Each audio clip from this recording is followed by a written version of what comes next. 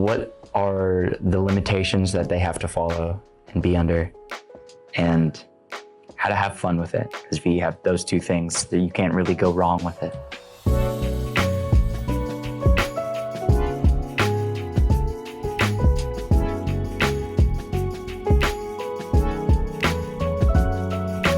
You can get a lot of dynamic shots that you couldn't really get from a camera and standing on the ground.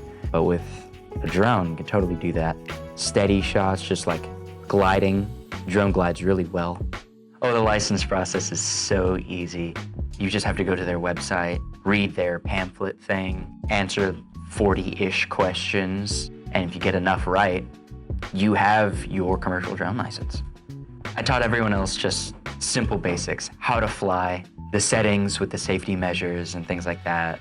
How to use it is entirely up to them, whether it be for creative or recreational, or I was originally going to use my drone license for real estate because that's what my dad does, and he would love some drone shots of like properties and things like that. Just getting started, I think, is how we prepare for that future. For this school year, here's my top two.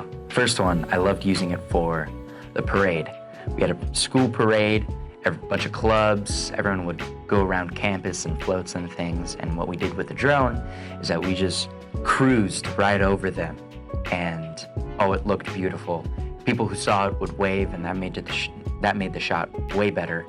And the second thing was the powder puff game. Having the drone over all the flag football players and the halftime performance, it looked really good. It looked really good.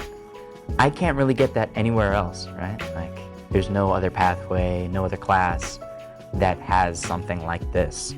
So it's really cool that I have a very slim opportunity to do something as cool as this.